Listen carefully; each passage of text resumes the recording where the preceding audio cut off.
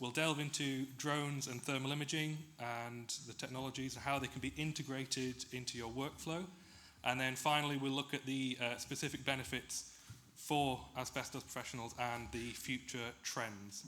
And throughout, I will be describing some example projects that we have done in the past.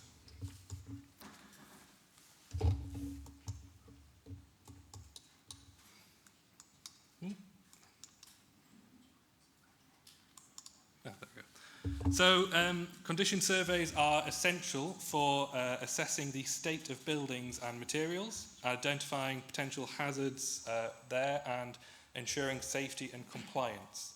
So traditional methods for this often involve manual inspections, which can be time consuming and risky. So one of the primary concerns in asbestos condition surveys is the health and safety risk to the surveyors. So exposure to the fibres can have serious health implications. Additionally, surveyors often work in unstable or hazardous environments, increasing the risk of physical injury. Access issues can also be another significant challenge. Surveyors frequently need to reach difficult or dangerous areas, such as rooftops, confined spaces, or structurally unsound buildings. These conditions not only pose safety risks, but also complicate the inspection progress with the need for additional access methods. So achieving accurate assessments and comprehensive documentation is challenging, or can be challenging, using traditional methods. Human error can lead to inaccurate data, and maintaining thorough records can be time-consuming and difficult. So, a brief introduction to drone technology. Some of you may already have some experience using drones in projects or in your professional life, or some of you might even have drones that you use in your personal life. But from experience, this will be brand new to some of you. So drones, also known as unmanned aerial vehicles, are equipped with cameras and sensors and can be controlled remotely or follow pre-programmed flight paths. They offer a versatile and efficient way to capture aerial data. So there are different types of drones suited for various tasks. Quadcopters or multirotors, like the white one up in the corner. These are great for doing detailed inspections of roofs because they allow for great maneuverability. And fixed-wing drones, like the one in the bottom corner there, these are great at doing much larger areas such as land surveys, which are great because they can cover bigger areas and have longer flight times. So both of these types of drones can carry different types of sensors. The main one being cameras to capture visual imagery, but then, as we'll discuss later, you can also put thermal cameras on them. You can put near-infrared for looking at kind of plant health on them as well, and you are now getting ones that can do ultrasonic testing, so you can work out the thickness of materials as well. So these are just a few example pictures from previous projects we have done that can kind of help visualize the types of areas that drones can get into. So here we have in the top left, this is a private residence, quite an impressive private residence, looking for doing a roof condition survey for them. We're looking for kind of defects on the roof. In the bottom left, we have some social housing. That is becoming a much bigger and bigger industry for us because there is a lot of housing stock out there that they manage. And drones offer a way to help them with their condition surveys as a way to kind of speed that process up. We also have in the top right just an average kind of industrial unit. We get a lot of these because there is a need for the tenant or the owner to maintain their kind of condition and their safety, and drones, as you'll see, will offer a way to kind of help that process. And then in the bottom right, we have, that was an NHS clinic in Sheffield, and if you can see, there's lots of kind of orange and blue boxes all over that picture. Those are all defects that the drone found. So even just one image alone, you're seeing potentially 10 or 15 defects highlighted in there. So this one is probably the most exciting new addition to the fleet we've had. This is a new drone that we bought late last year. It's essentially a quadcopter, like we mentioned earlier, but it is wrapped in a carbon fibre cage. This makes it a collision-tolerant drone. This drone can now fly in confined spaces. So we've got an example here of a railway vent shaft and a kind of a building that had recently burnt down. So this is an example of using it in spaces where it would be difficult or dangerous to send someone in. You can now instead send a drone in and capture that same imagery. It also has on the back of it a laser scanner, so while it is flying through the potentially unsafe or the confined space, it is generating a 3D environment that you can then use to relay back to where the imagery and the defects have been found. So they offer several benefits, including enhanced safety by reducing the need for surveyors to enter the hazardous areas. They can access hard-to-reach places and significantly improve time and efficiency and, by extension, cost savings. So that picture in the top right is... Where was that one? Anyway, it was a very dusty environment that we did not want to be sending operatives down into, and the client needed to understand how far this abandoned service tunnel went in their building. So they were either going to have to send in operatives with breathing apparatus and all that, or they could, in the first instance, send a drone in to just map the area out and, at least get an idea of what was going on in there. So it doesn't eliminate the need to access all areas, but it can help reduce the scope for doing manned surveys. So to move on quickly to thermal imaging technology, which again, some of you might have some experience with, it might be brand new to some of you. Very basic description is a thermal imaging technology detects infrared radiation, which is emitted by all objects based on their temperature. So thermal cameras can capture this radiation and convert it into images that represent temperature variation. So very basically, on that example image in the bottom right, what is purple is cold, and what is yellow is hot, and then orange is somewhere in the middle. So they can come in various forms. For example, the handheld cameras are great for detailed close-up inspections, while the drone-mounted cameras are perfect for covering large areas quickly and efficiently. So for doing roof surveys that you typically cannot hope to achieve using handheld cameras unless you kind of get a crane or something else involved. Or, in fact, I know from experience that they have used to do this using helicopters. So people would charter helicopters to fly the operative above a building or above a site and then use a handheld camera. The drone is obviously a much more simple solution to capture that same imagery. So thermal imagery has several benefits, including crucially, the ability to detect temperature anomalies that can indicate issues like moisture or insulation defects. These assessments are non-invasive, and quick, providing insights that aren't visible to the naked eye. So I think in the top right we have, I think that's an electrical survey using a handheld camera that was, looking for defects in an electrical installation. And then in the bottom right is of a underground district heating network.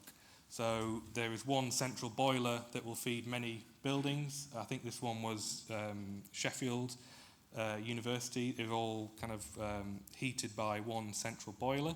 And what you're looking at here is pipework that is potentially 1 metre to 5 metres underground with steam running through it 90 degrees, 100 degrees. And where there is a break in the pipe, the heat escapes up to the surface and you can kind of start mapping out where leaks are in your system. So what are the specific benefits to people like yourself? They dramatically improve safety by reducing the risk of asbestos exposure and physical accidents. Surveyors can gather all the data they need from a safe distance without actually having to enter the hazardous area. So this project was a disused railway station that was, to quote the project manager, riddled with asbestos and was considered structurally compromised. So our operative was able to stand away from the building and fly the drone in and capture visual and 3D data of the inside of that building, which can then be shared with all the team, who can then make assessments as to the safety of entering that building or the safety of undertaking refurbishment work in there. We often get brought in at the very, very early stages when there is no information about an area or a project, to just give people that kind of first glimpse at what they're working with. It increases accuracy and reliability. So using drones and thermal imaging enhances accuracy and reliability. The data collected is more precise, and a comprehensive visual and thermal documentation provides detailed record of the surveyed areas. So this project, we've got a couple of examples, I think we showed it earlier, was a college that experienced a fire in the kitchen, and after the firemen had left, they were just kind of left with a building that had been burnt out and posed a significant hazard to anybody who was trying to work in and around it. So they brought the drone in to try and get that first idea of what they were working with before actually having to send anyone inside, and then they could put together a plan of action to the next steps.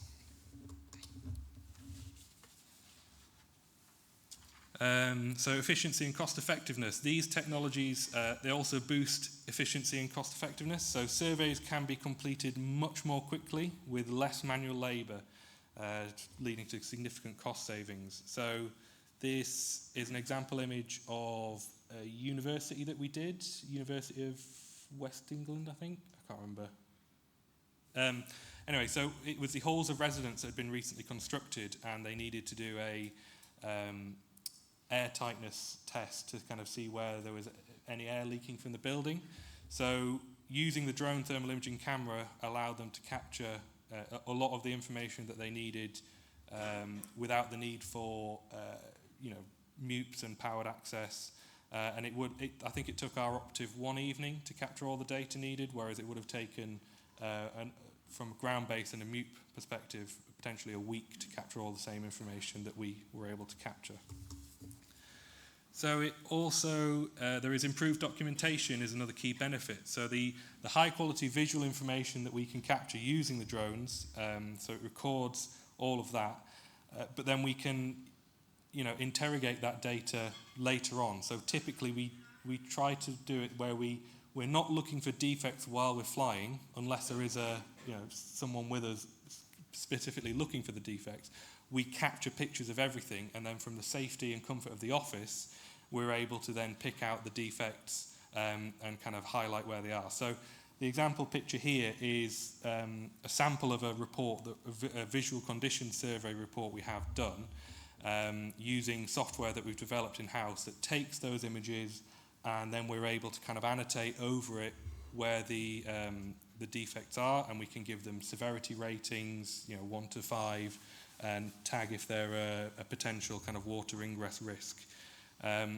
This massively streamlines the process of doing these condition surveys, because the surveyor is not out on site, they are back in the office, and they can potentially do 3 or 4 full surveys in a day using the imagery captured by a drone, and that it then equates to a cost saving for the client.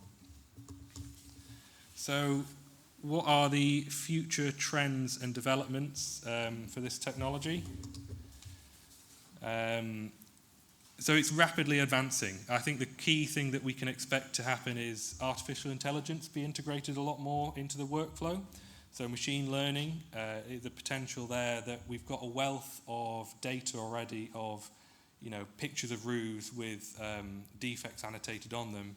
It would be very easy to feed that into a computer to have it learn what defects on the roof look like, and then it eliminates the need for a surveyor to look at those images, or at least you could get the computer to run through it once at speed and then have somebody check the computer's work. Improved battery life will be a key factor going forward, because then the drones can fly for longer and capture more information, especially in those hazardous environments. If you've only got a drone that can fly for 10 minutes, there's not a lot, you might have to do multiple flights in and out, which adds to complexity, whereas if the battery life lasted longer, the drone could capture more information before needing to be swapped out. And I think sophisticated sensors for enhanced data collection. So we've spoken about cameras and infrared cameras. You can now get ultrasonic testing attachments for them, and there's potential, as things get miniaturized, you could then attach any kind of sensor to a drone. Always when I'm on site, I get asked, when is the drone going to be able to use a torque wrench so they can finally stop sending people up into working at height to just tighten things up or give things a tap or a wiggle. The drone there with 2 arms, it's not far off. We're not quite there yet, but I think that is coming. But that then potentially allows us to collect samples by using the drone. So you could collect samples from a hazardous environment for testing later on without, again, needing to send somebody into that hazardous environment. The drone can collect those samples instead.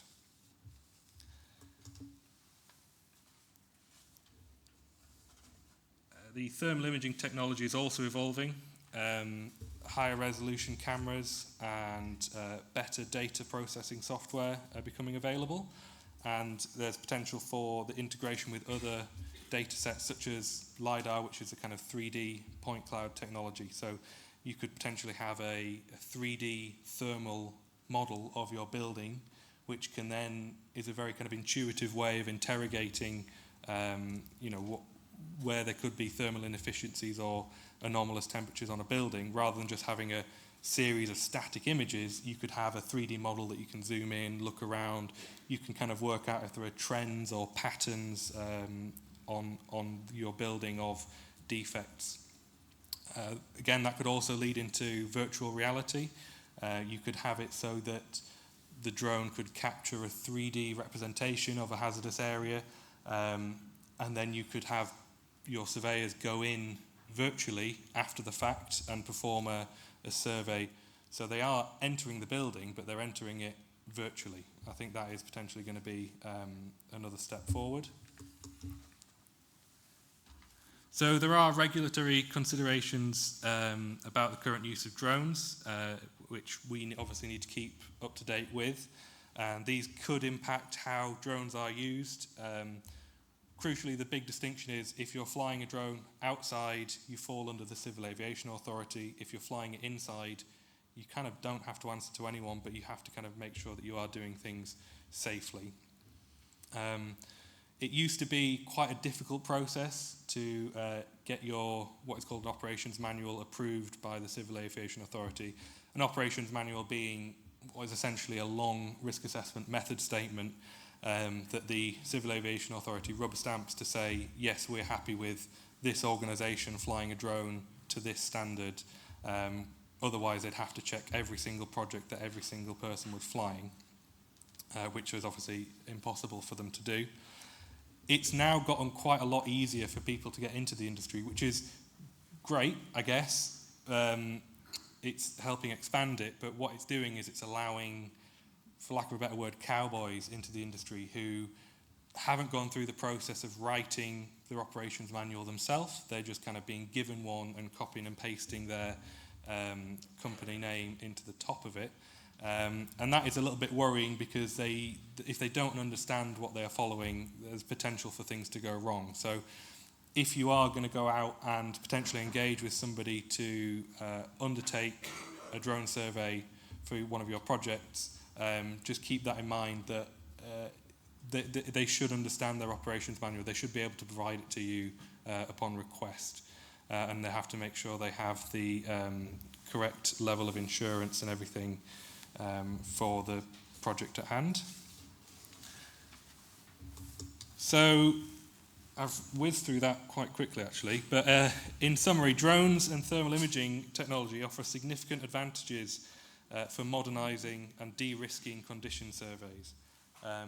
They improve safety, accuracy, efficiency, and documentation, making them valuable tools for professionals in the construction and facilities management industries. I really do encourage you to consider adopting these technologies in your practices because, again, the benefits of safety, accuracy, and efficiency are substantial, and they could greatly enhance your workflows.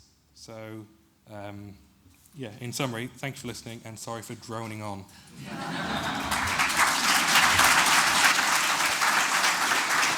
Thank you, Sam.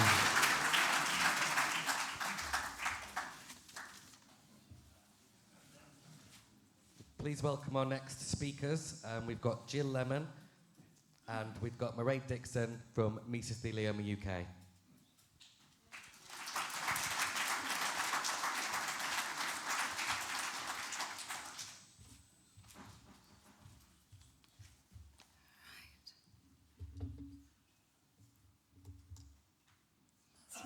Okay.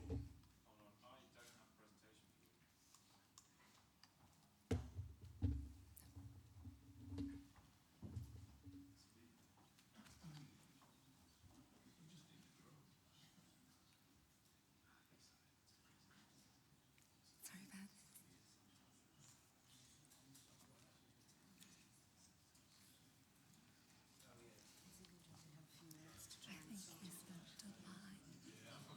I can send it if there's an issue on my phone.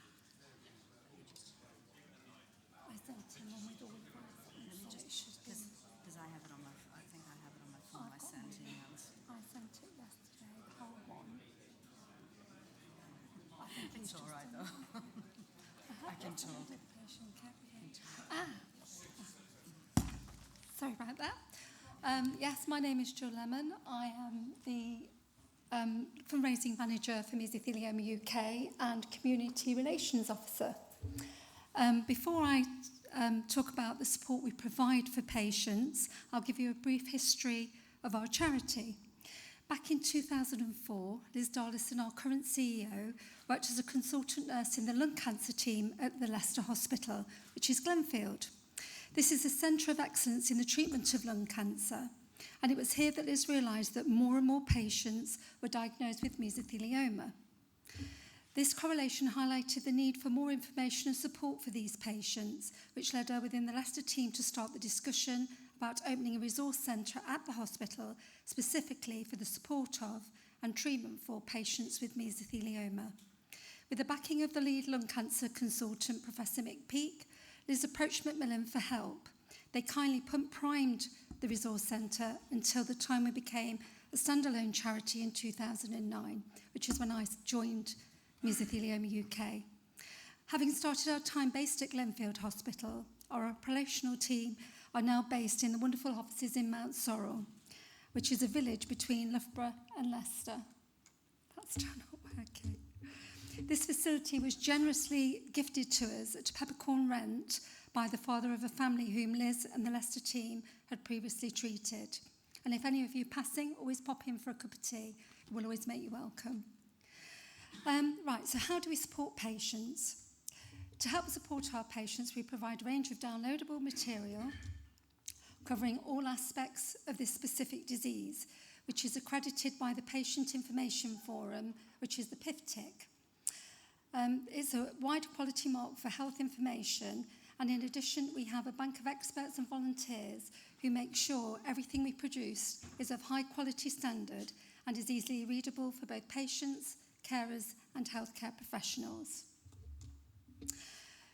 Due to mesothelioma being an industrial disease, there are many benefits that patients are entitled to, and Sarah Thomas is there to help and support patients through their journey for our area in the north, and also for those patients who do not have access to an asbestos support group in their area. We are hoping to expand our benefits team if income allows. Patients are also entitled to compensation for being unknowingly exposed to asbestos, and we provide guidance on legal issues in our booklet, The Mesothelioma and Compensation, but we also have a Mesothelioma UK legal panel, which consists of 10 legal firms that cover England and Wales, 3 in Northern Ireland and 3 in Scotland.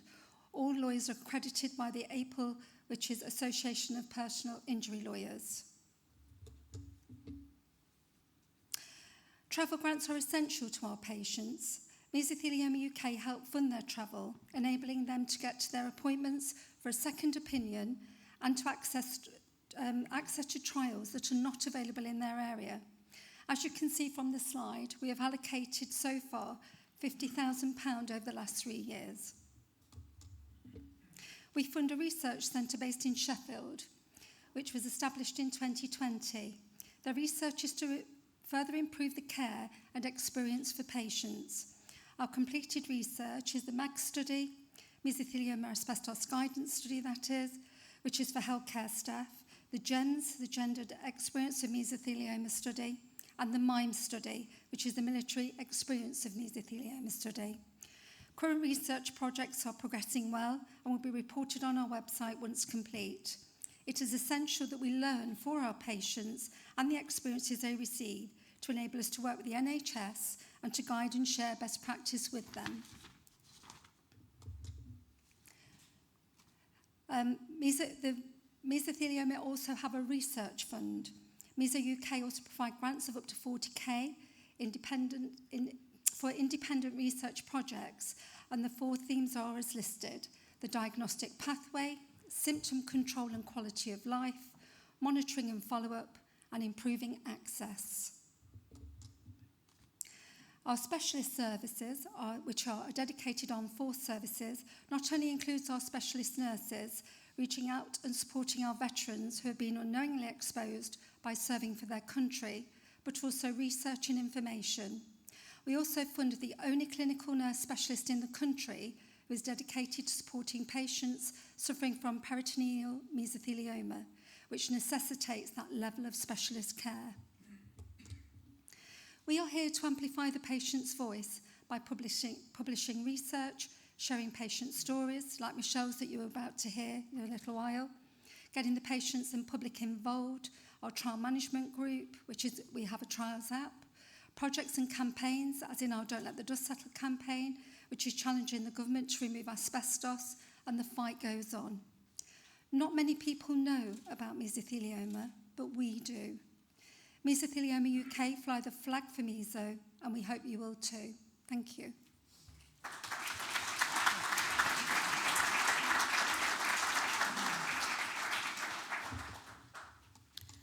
So I'm one of the mesothelioma CNSs, or Meso UK nurses for short. There's about 30 odd of us in the country. I'm based at Manchester, and I work in a centre there that's sort of regional to Greater Manchester, East and Mid Cheshire, so we see all the cases.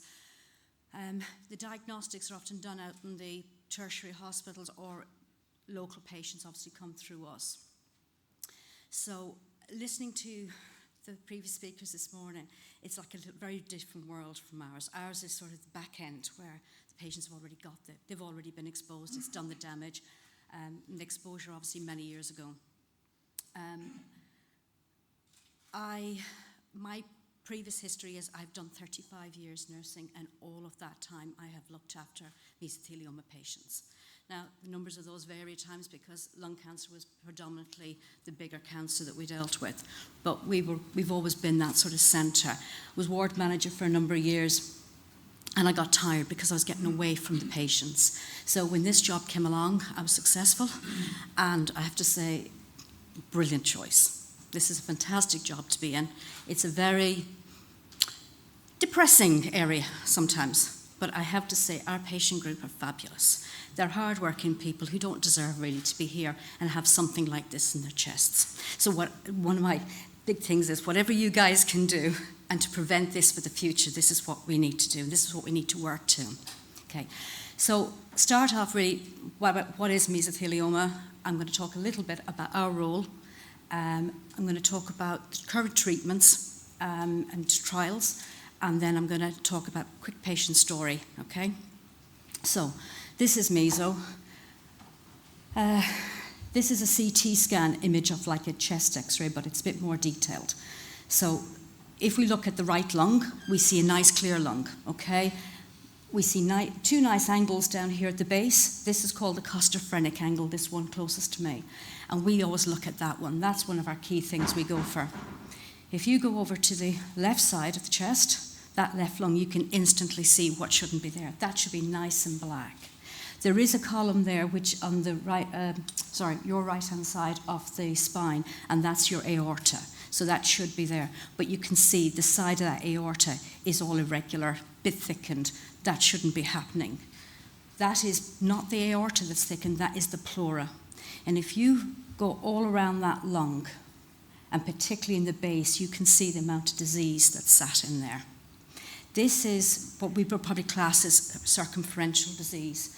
And if you go to what we call the apex of the lung, you can see more disease up there. So it's really all around the whole of your chest space. This doesn't always invade into the lung tissue. It sits mainly around the outside. But you think your pleura should be like a thin cling film that we shouldn't see on a CT scan. It should be pliable and elastic. What this man has is orange rind, basically thickening. That lung is not going to expand, and that man is going to be breathless. I don't know who this person is on the scan, but I would assume they're breathless, and I would say they've got an element of pain. On top of that, they've probably got reduced appetite, losing weight, and fatigued. And their life is changed from that normal that they had a number of months earlier. Okay. It says there's cancer origin from the mesothelial cells. They're in 4 particular linings: the pleura, the peritoneum, the pericardium, which is the lining of the heart, and around the testicles. We don't see very much testicular, and that's a very different outlook as well. That's a better outlook than the rest. I have never seen a pericardial. Our pathologists say they occasionally see them on postmortems, but because your pleura is right up against your pericardial, we do see it, but we think that the patients we see, it originates in the pleura. This person has not got a good outlook at all. And many of our patients' scans look like this. We have some that have got small disease, small patches, and we have others that are just full. I've got one man, you can't see any lung at all now in his CT. The other thing I would say is the majority of our population is over 70, and we're getting many more in their 80s. However, as Yvonne was saying, that we're seeing more younger women. I have a 37-year-old woman at the moment. We do not know her exposure. She has a 3-year-old and a 9-year-old. And it's pretty hard. Okay, so this is where our nurses cover. They're in the hotspots around the country where ports and asbestos industry mainly, and where we're seeing higher incidence of cases. And we're trying to get up to 38 nurses. And Project Northern Ireland is having a job share of 2 nurses, and they're going to be in post soon. Project Wales has got 1 nurse, and they're trying to recruit 2 more, because Wales particularly has a geographical issue with being spread out, travelling to service, and there's definitely an accessibility problem or inequality of care there. With a lot of our patients see lung cancer nurses. They're working in all the district general hospitals. So we're trying to include them into Meso UK by a nurse network. And that is helping them have more education regarding mesothelioma and feeling a little bit more like the mesothelioma community, because that's what we really are. We're a small enough rare cancer that we can do that. We know most of the physicians around the country, we know most of the treating oncologists and people who are involved in research, which is unusual for most disease groups, because it's hard knowing who's in Edinburgh and who's in Southampton. But we do. As all the nurses, we have WhatsApp groups, and if we have a problem, like the other day, one of our guys texted out and said, has anybody seen anybody having this treatment yet? Or have we got this through anywhere? And everybody from the various areas come back and says no. But it's that sort of reassurance and information that's there at hand. This is really what our role, or what Meso UK want our role to be broken down into. And a lot of this is being a nurse. Basic stuff for being a nurse. However, this is a step up. Our knowledge of mesothelioma is far greater than any other nurses would be.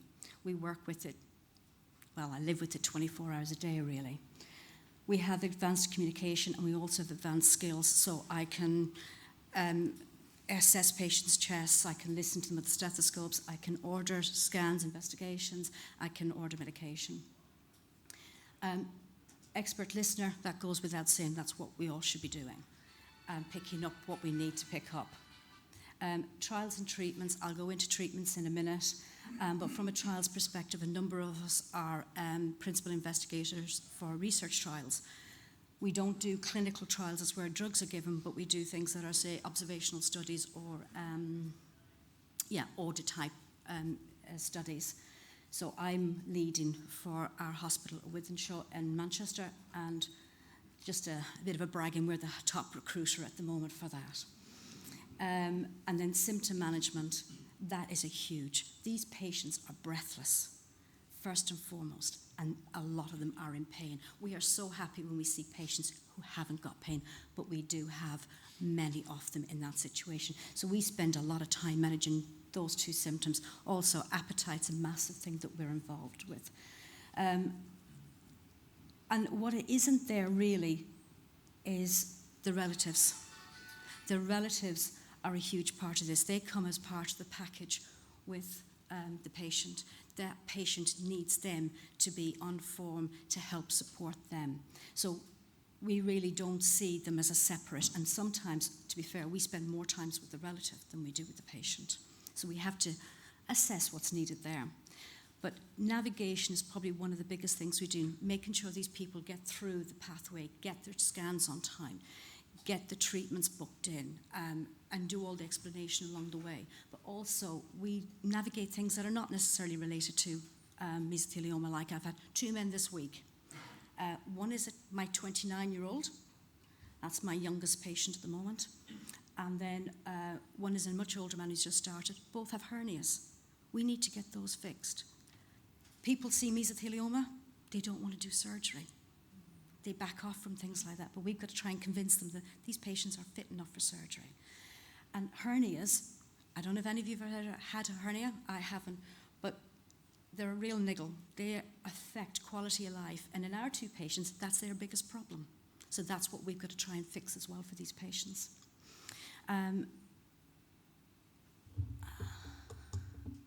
So one last thing from a nurse's role, I mean, I'll go through that in a little bit more, is the support line.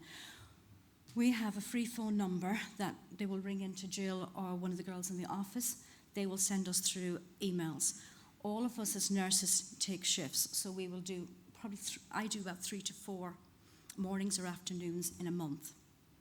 And sometimes you don't get any calls, sometimes you do. But they are a variety of calls. But one of the reasons I'm bringing this up is that some of the calls are about patients who are newly diagnosed and want to know what trials there is or ongoing, or what treatments to ask for when they go to their oncology appointments. Some it's like how to access other support in the community. But actually the amount of patients we have, not patients, people ringing up that are worried, well, they've had some exposure. What do they do? Or their father has died of mesothelioma. It's coming now that he was bringing his overalls home. That sort of thing.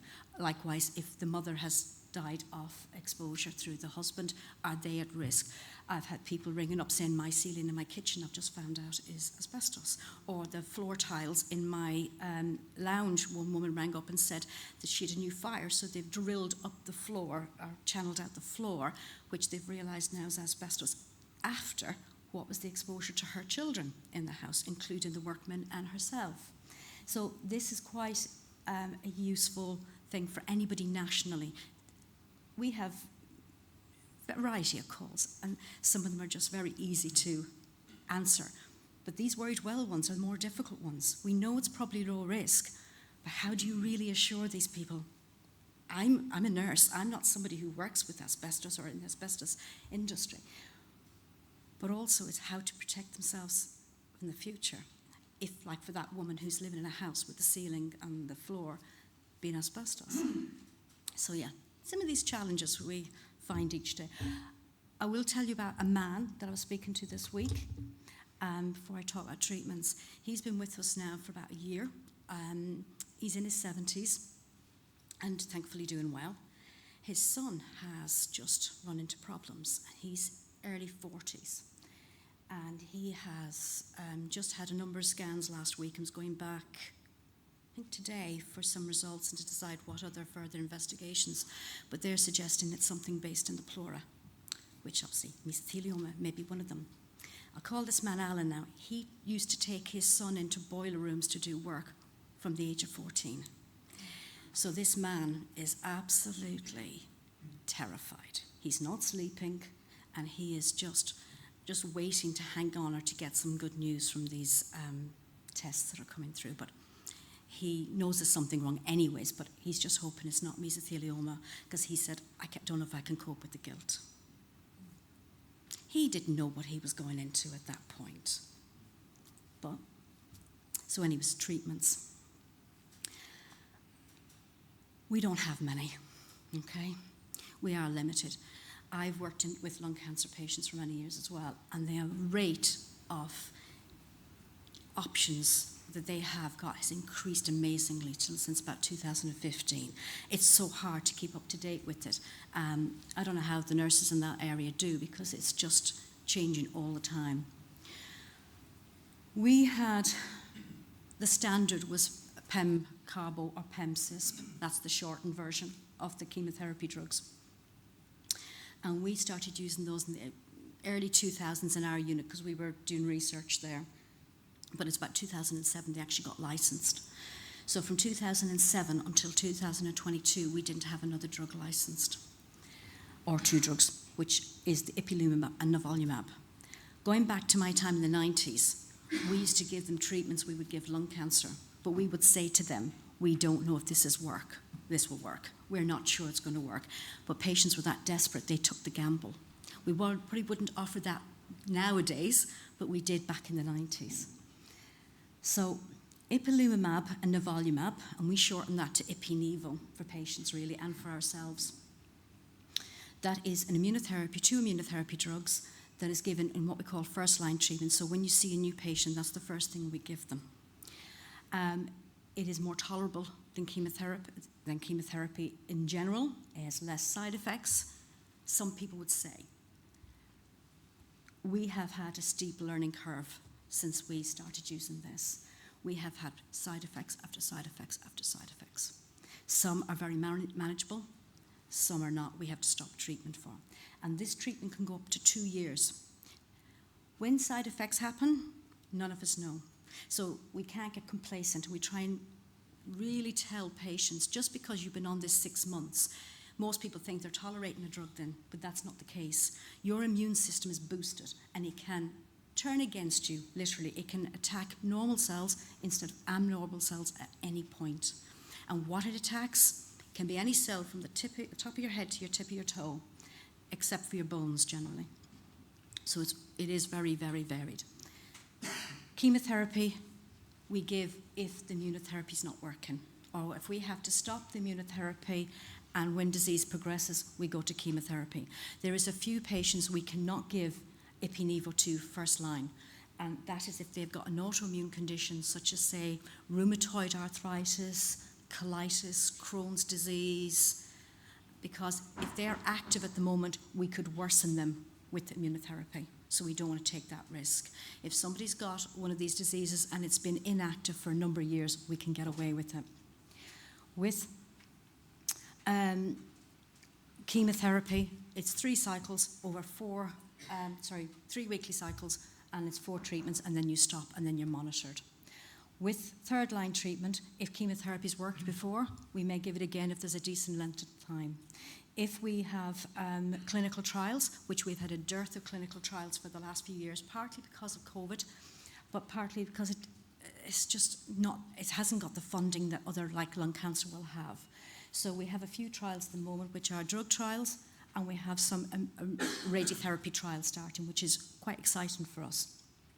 Private treatment is another area that we use, and this is where, because patients get compensation claims, they have money.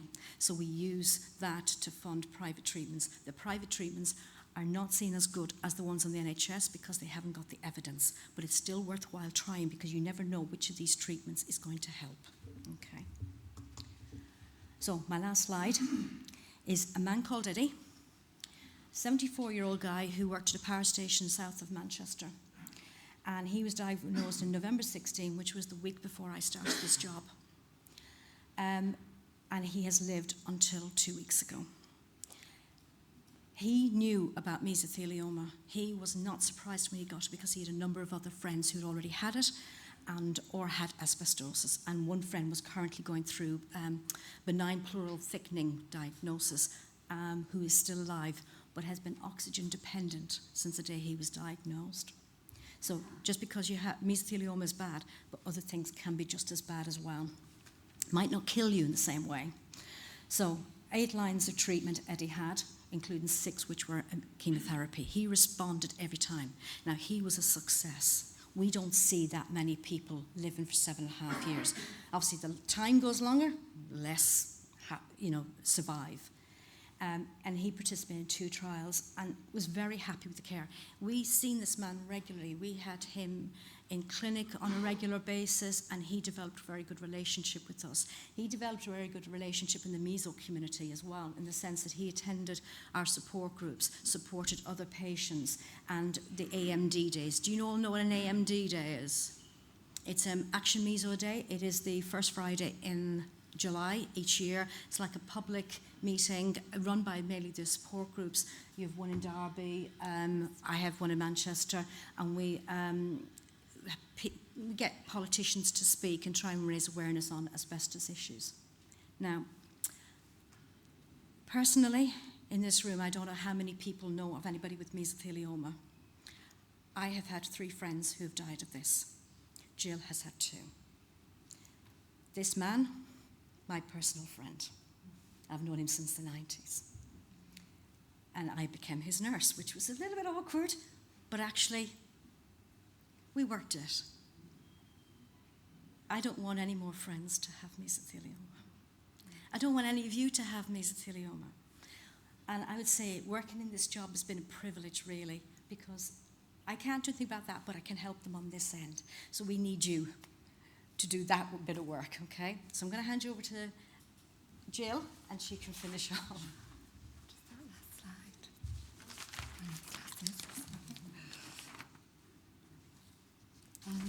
Just see. Right, just as an aside, having heard from Mairead, who is based in Manchester and looks after patients in that area, can you pick out where you are on this list? Where you would fit on that list with a nurse? I bet some of you can't. In just 6 months, Mairead's area, there have been 55 new patients, and she has administered 3,262 episodes of care to her patients. I feel very lucky that I live in Leicester and have a great team there too. And you're going to hear from Michelle, and that's one of Mairead's patients, and she feels very, very lucky too. Our aim is to have a mesothelioma nurse specialist in every cancer alliance, so those patients too have access to the best treatment and care.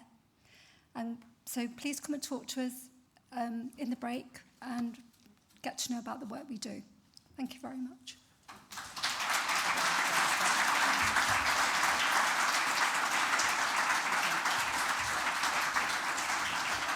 Thank you, Mairead and Jill. Up next, we have Michelle Spencer. Unfortunately, Michelle couldn't be here today, but she has sent a video just to share her journey so far.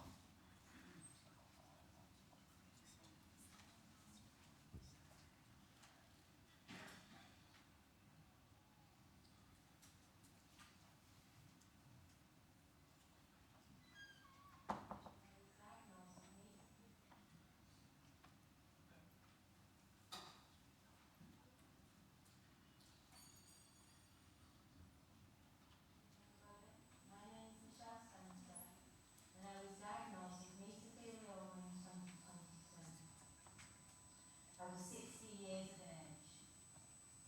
The asbestos lay dormant in my pleura for 45 years, and I had no idea I had it.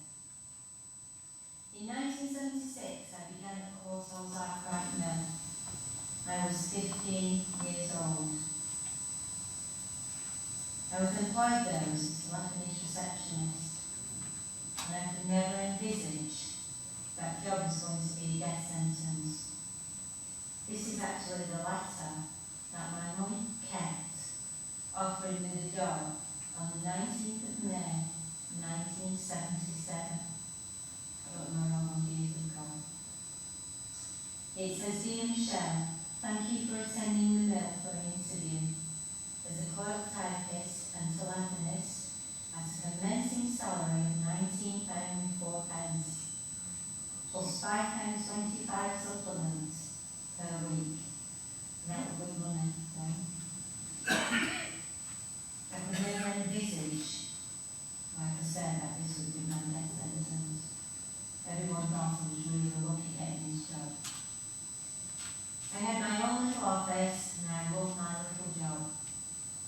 I worked at Courtaulds Archive Mill for 18 months. My job role included taking the wage slips and the post into the mill and up to the engine room. I was unaware of asbestos. Even though I had heard of it, I didn't really know the dangers. I remember there being blue lagging on the pipework and the engine room was extremely dirty and dusty, but no one wore a mask. And I didn't wear a mask, and no one said you should wear a mask. In 1980, I left Archive, and I had my beautiful daughter, Cristian. I had bits of jobs until I had my second child, my beautiful Jamie, in 1985. I then went working for a credit company evenings and weekends, like you do, to fit in with your children and young children. In 1988, my then husband Peter left me. I became a single parent and could not afford to live in the matrimonial home anymore.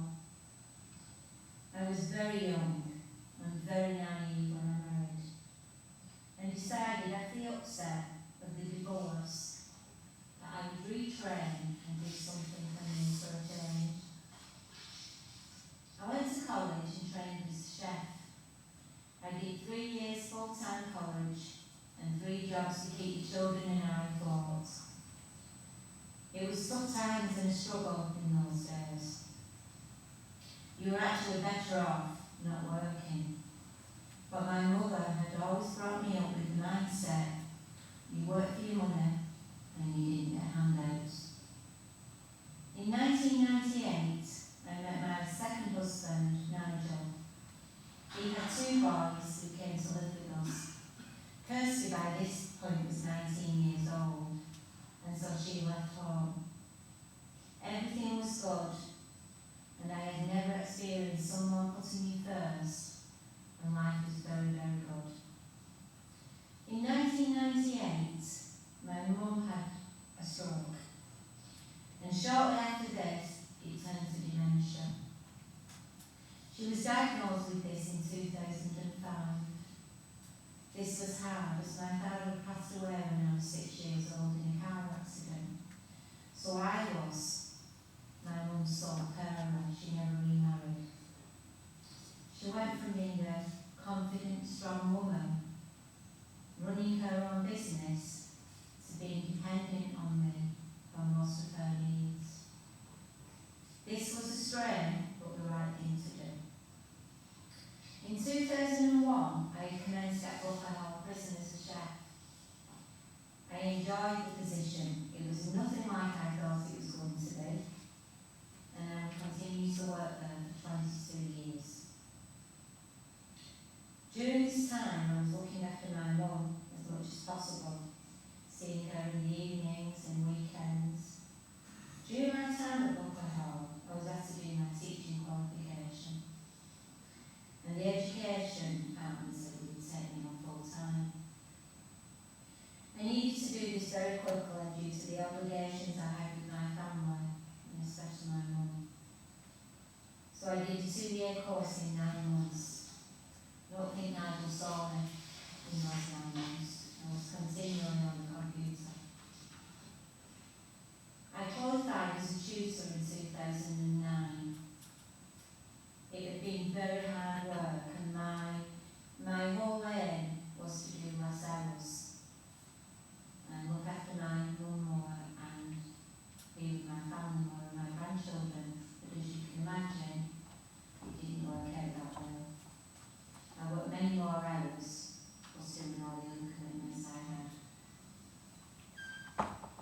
I was offered a full-time position at Hall Prison in the education department, which I was very pleased with, as Hall has always been my passion, looking in prison education.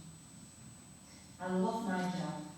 I got great satisfaction out of the prisoners gaining qualifications, the level 2 patron and the level 2 qualification in BRISA. Not to mention Nigel and I getting a free meal when we went to visit them in their new chef's roles, because my husband has very deep pockets. In 2017, my mum had to go in a nursing home, as I just couldn't meet her needs anymore. This was extremely sad for me, as I'd always promised her I'd never put her in a home. But she was unaware and often asked where her Michelle was. I was there every tea time and all weekend, helping with her care and other people's care at the home. They actually thought I worked there. They used to ask if I could make a cup of coffee for them. And so I said, I don't work here, I'm just here to see my mum. She passed away on my birthday, the 24th of August 2019. Thankfully, it was before COVID, because I don't think I could have coped with that, not seeing my mum. In January 2022, I developed a dry cough. I had suffered with coughs in the past, and always thought it was a weakness of mine. This carried on for many weeks, at which time I rang the doctors and asked if other people were struggling with coughs, to which the doctors said, yes, everybody's got coughs, it's probably long COVID if you cough. I decided to leave it then, and I said, no, I'll see how it goes. On March the 6th, 2022, after having a lovely weekend with various things going on with friends and family, I woke up in the middle of the night with a raging temperature, feeling hot and cold and generally very, very unwell.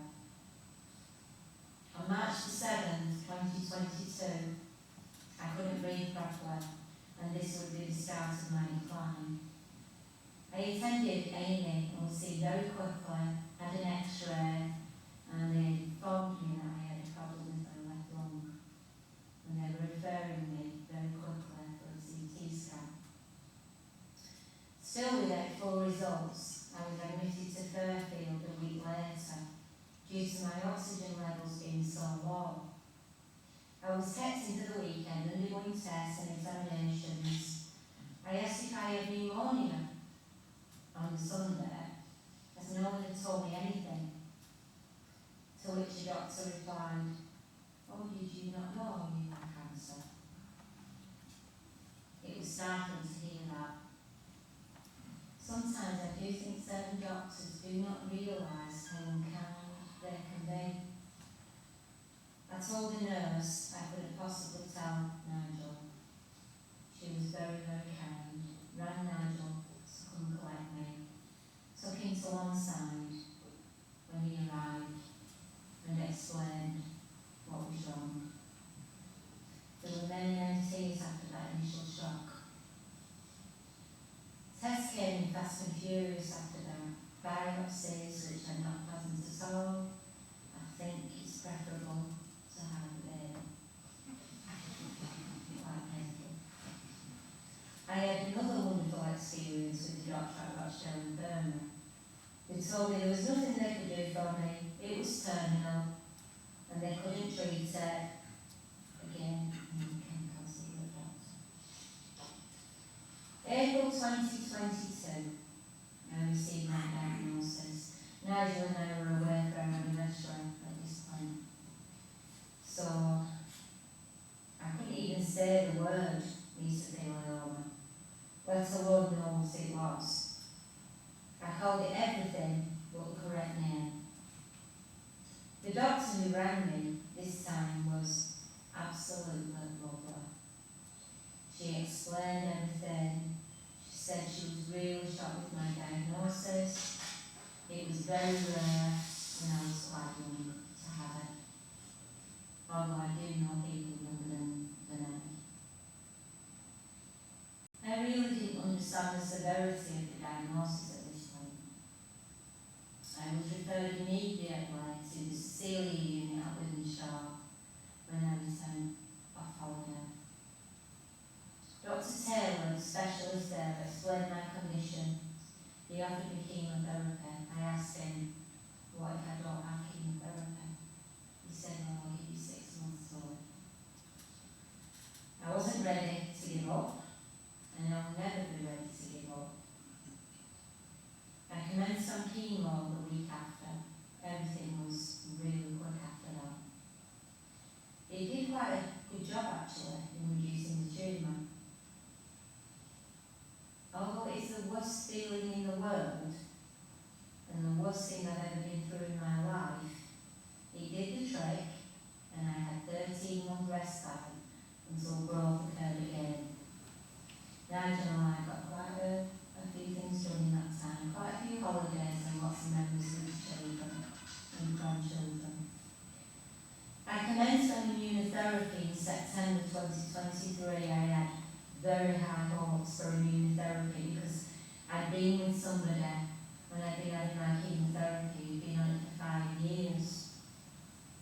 So I was quite excited that this would work for me. Unfortunately, it didn't do anything for me. In fact, my cancer grew. My adrenal glands packed up. They give you your get up and go, and mine got up and went. My thyroid became underactive. So I am now grappling with all the meds I must take just to try and function normally. On the 16th of January 2024, back on the chemotherapy. Unfortunately, I only managed 3 out of the 4 as I developed flu, which turned to sepsis. I was so poorly and really thought it was the end for me. But I pulled through, and I am having some respite now until July. I had to mention the brilliant oncology team at the Cecilia unit. My wonderful Mesothelioma nurses, Mairead, who will be speaking after me, Lindsay and Lisa. My wonderful doctor, Dr. Taylor, who really does care about your well-being and talks to you with so much empathy, as if there is only you that's ever had mesothelioma. Rob Rayner, the lead, the Greater Manchester Asbestos Victim Support, who organises a lot of things. Lorraine, Jill, and all their team for the great work they do for Mesothelioma UK. And lastly, Victoria Cameron. She was my solicitor from Erwin Mitchell, who worked tirelessly to win me my case against courtholders. She never gave up. She has made it possible for Nigel and I to make wonderful memories with my family and friends in the time I have left, and I have given my children money for when I'm not here, which really satisfies me, because I know that they're looked after and they're okay. It also gives me the chance at private treatments that may well prolong my life, hopefully. Thank you to all of them. You are wonderful, wonderful people. When I was given my terminal diagnosis, it was as if a veil lifted from my eyes. I don't think you understand this until you've been given a terminal illness. And until you're faced with it, life is so much more important to me now. I look at things very, very differently. Things don't matter the same to me anymore like they used to do. I appreciate every day. I tell people how I feel about them. Before now, I stop people in the street and say, oh, I love your hair. I think I'm really mad. But it makes me feel good, and it makes them feel good. I live like every day is my last, because one day it will be. And I enjoy every minute I am alive. I love my family, my friends, and I love life so very, very much. I appreciate everything. I look at wildlife differently and see how beautiful the world is. Because I think even though there are some terrible things happening in this world, on the whole, most people are lovely and they really do care. I look at every day as another day to make memories. If you take anything from this talk today, look at everything that is good in your life. Not the negatives, but the positives. Love is the most important thing to me. And let it be to you too. Make sure you show it to everyone in your life, as you have no idea what is around the corner. Lastly, I just want to read you this from Morgan Freeman. I love Morgan Freeman. At the end of life, what really matters is not what we bought, but what we built. Not what we got, but what we've shared. Not our competence, but our character. And not our success, but our significance. Live a life that matters. Live a life of love. Thank you.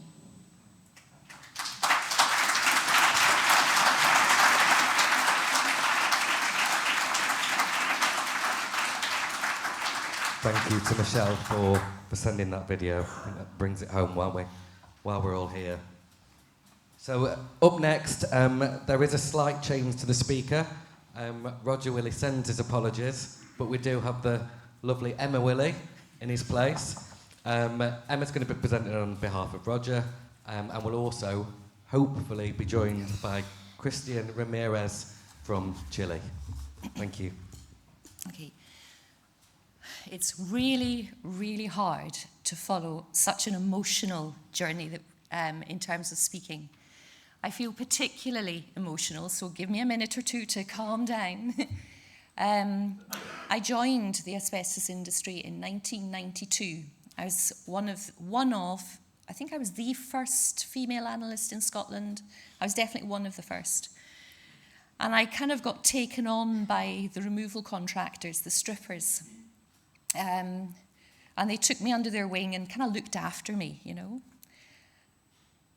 And all but 3 of them are dead, all of them, because of lung cancer, mesothelioma, asbestosis.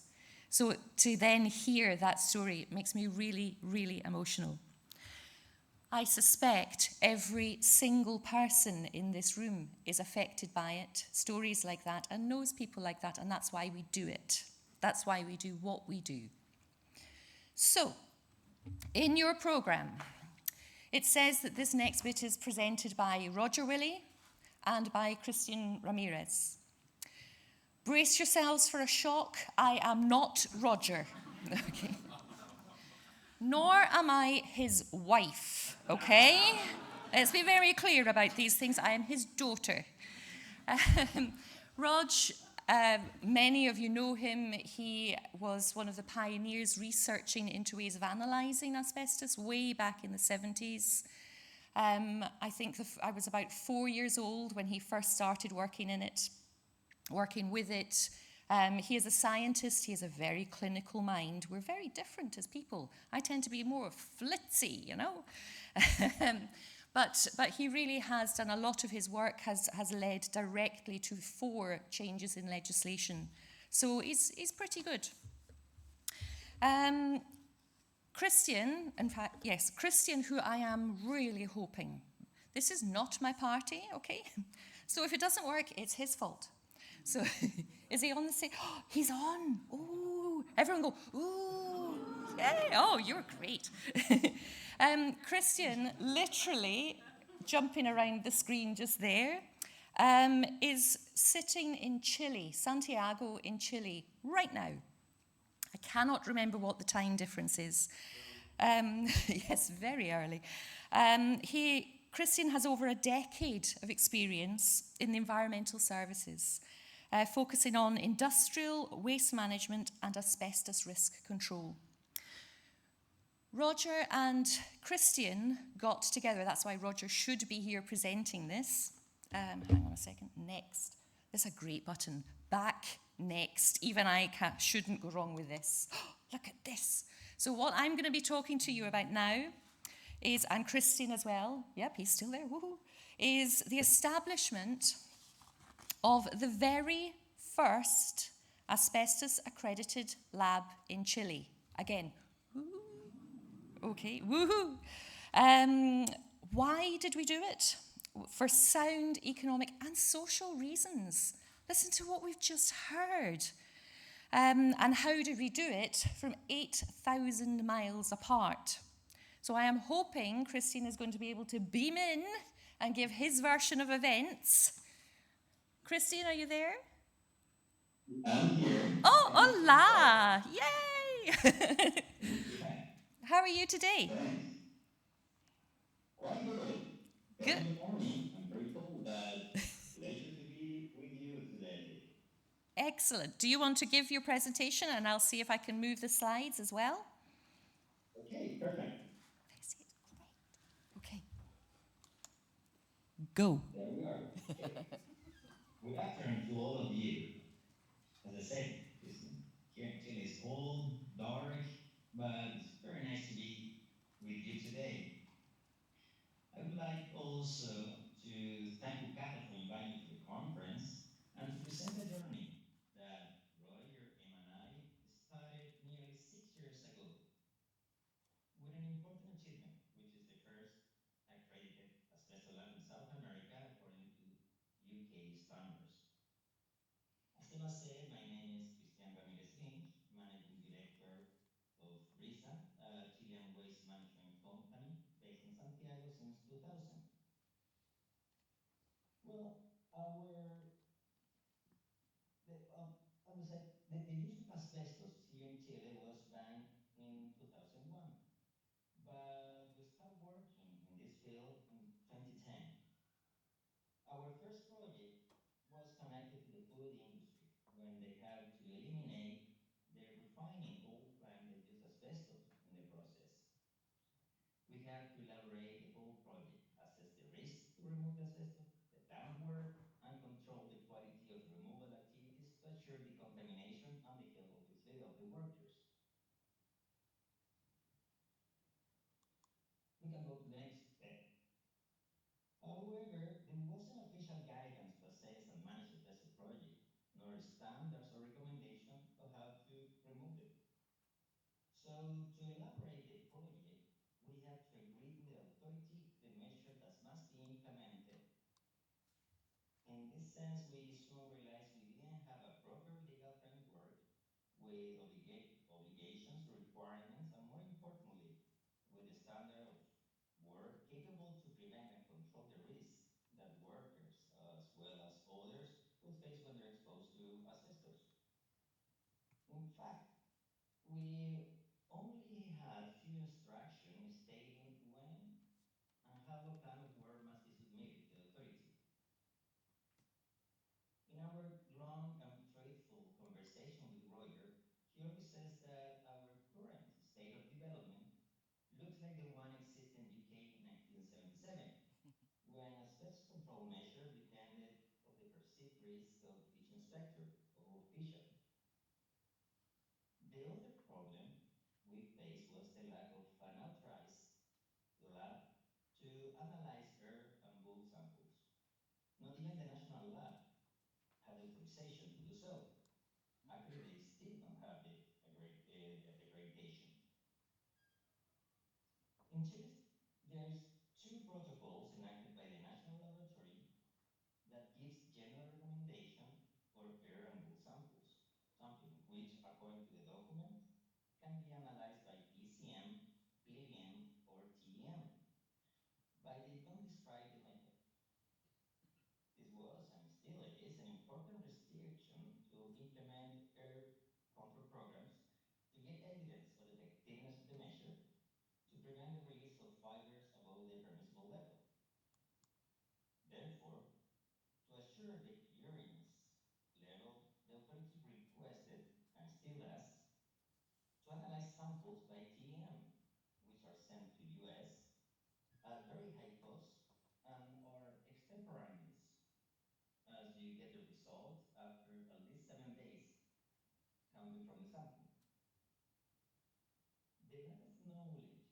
proper legislation made asbestos removal contract expensive and full of uncertainties. It is not rare to have different control measures in similar contracts, depending on the criteria of each inspector. Obviously, I was concerned about the state of development in the field of asbestos, so I started looking for experiences here in the region, as well as in Europe, until 2017, when I found the European Asbestos Forum and the work of Ivan Waterman. There, I had also the opportunity to meet Roger and Emma and their excellent knowledge and international experience in the field, especially managing the national scientific community when they are exposed or forced to new challenges. So I decided to talk to them and ask for assistance. I must confess that I was amazed with Roger's clearness to decode our problem, stating accurate solutions to improve the quality of our work by also streamlining the existing legal framework in Chile. It sounds challenging. So Roger arrived in Chile at the beginning of 2018, where we met in person working in the field as well as policymakers. He was right. To achieve the quality, the authorities must participate. As this person expressed interest and, more importantly, intention to improve the existing standard of asbestos in Chile, we say, let's do it. But before any further step, let's sign a contract. No partnership road will be without clear rules. That's for sure. We all know that. It consumes time and a lot of conversation to sign this contract. But the solid relationship and trust we have today began signing and honoring these agreements. I thought it was important to explain to Roger our legal structure as well as the content of the few protocols which were in place at that time. So as you must guess, or might guess, the report was one page long without any paragraph, only a title saying Asbestos Legal Framework in Chile, and below that, a line saying to be developed. This happened 6 years ago, because now there's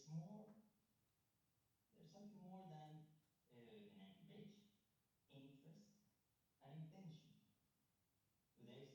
There's a challenge, there's a change of thinking and understanding of asbestos in Chile. It has been difficult to get here. And Roger obviously will explain you in detail how we did it. Thank you. Emma. Thank you, Cristian. Thank you very much. I feel like I'm in the Eurovision. Thank you, Chile. I have glitter on. Okay, so moving back to sort of the UK, this is 8,000 miles apart. Roger visited, yeah, I'm on the right slide. Roger visited Chile again in October of 2019. He gave a series of seminars. He was very excited. Those of you who know him and see when he's on a project, he's like a child in a toy shop. So he gave a series of seminars to staff at BRISA and the regulatory body for labs in Chile, for the whole of Chile. In that, of course, he's talking about the UK system. I know we all know that Britain is broken, but actually, in terms of regulations, in terms of experience, we are absolutely leaders worldwide in this topic. We really are. So talking about our UK systems and philosophy, control of us, I'm not even talking about the regs to you lot, because you all know it. But the CAR 2012, Regulation 4, duty to manage, blah, blah, blah, all these things. If you are faced with no legislation at all, and then you can talk to someone with that wealth of knowledge, it genuinely saves years and years of trying to reinvent the wheel. The techniques analysis costs times $500 per sample. Can you imagine such a thing? I thought it was a joke. I thought they'd been on the beer. So that all of this was discussed and all of that was raised at government level. The eventual agreement, you must have an agreement before you start down this path. Anybody who has ever played a family game of Monopoly, take note. Right? Everybody's lovely until there's pretend money on the table. So get everything organised before there's any money at all. Just get it sorted. Lengthy discussions, lots of meetings. I do wonder about Roger having to go to Chile quite so often, but apparently it was absolutely essential.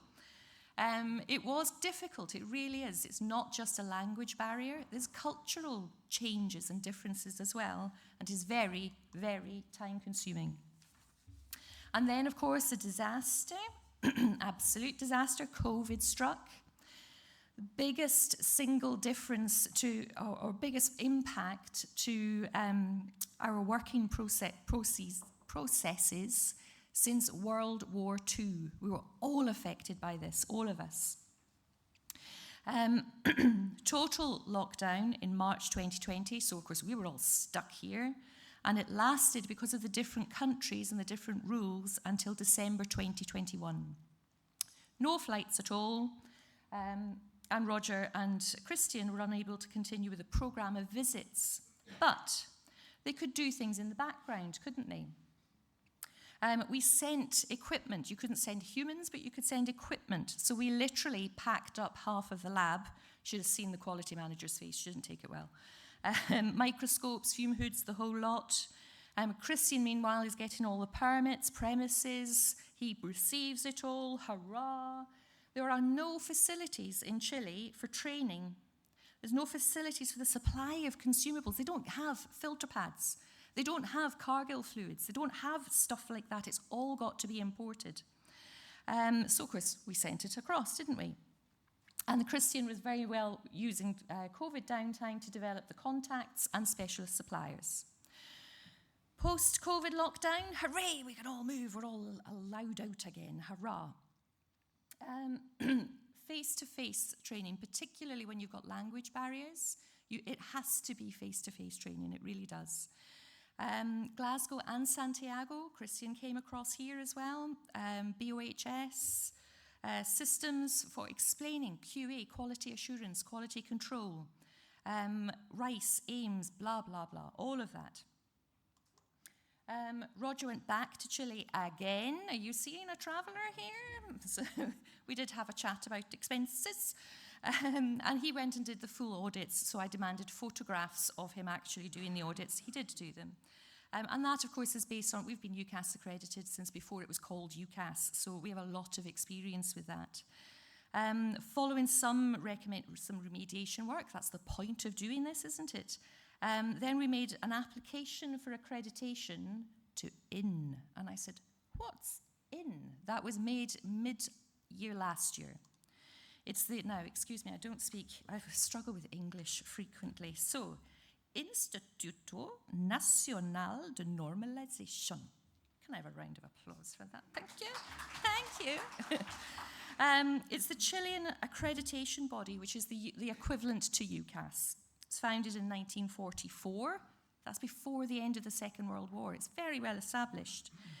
And it's one of the 25 founding countries of the International Organization for Standardization. How cool is that? It's also a member of the International Laboratory Accreditation. So, normally it's my presentation, so I don't need the notes. Sorry. Accreditation to ISO 17020 and 17025 was granted this month. Since 2017, when we first met, it was this month we got accreditation. So, whoa to us. It is definitely the very first accredited asbestos test house in Chile.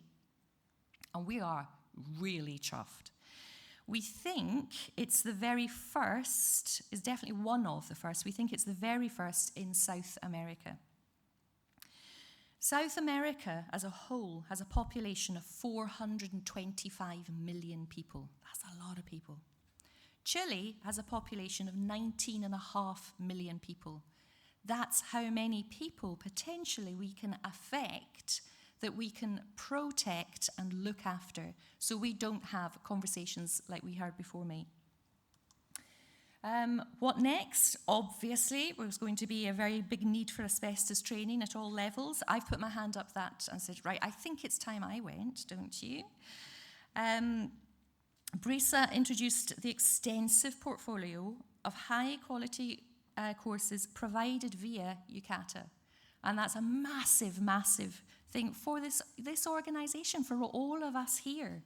I love how when we come together at organisations like this, look how much we're actually achieving as a whole. We are now the first UKATA approved asbestos training centre in the whole of South America. Woohoo! Yeah, good. Oh, you're good at this. And we're working on translation of the courses into Spanish, obviously. What next? We're in constant communication with the Institute. They've developed good relations. We are looking to change legislation. 19.5 million people is what we're looking to protect. We're training lab staff, etc., etc. And Cristian has been asked to join the National Group of Regulators to advise on a national programme. This is massive, absolutely massive. None of this, she's popped out, she was here a little while ago, none of this would have happened without that initial meeting of the European Asbestos Forum. And for that, there's a massive thanks to Yvonne. And I know she was talking earlier on about the next conference, but really, it's amazing what we can do when we come together at events like this. Was it worth the hassle? It's two families. We're about 8,000 miles apart. We're from very, very different backgrounds, and we've become really good friends. Rog and Cristian have become very good friends. I believe the photo in the programme is of one drinking beer and one drinking wine, so they've got the whole base covered. They visited each other's homes. I am going next. And more importantly, with the help of UCAS and UKATA, we're going to save an awful lot of pain, death, and misery in the whole of South America. You absolutely bet your life it was bloody well worth it. It really, really was. That is Patagonia. That is where I hope to have a LinkedIn photo some point over the next couple of years. That is what we as a collective group can achieve when we put our minds to it. Enjoy lunch.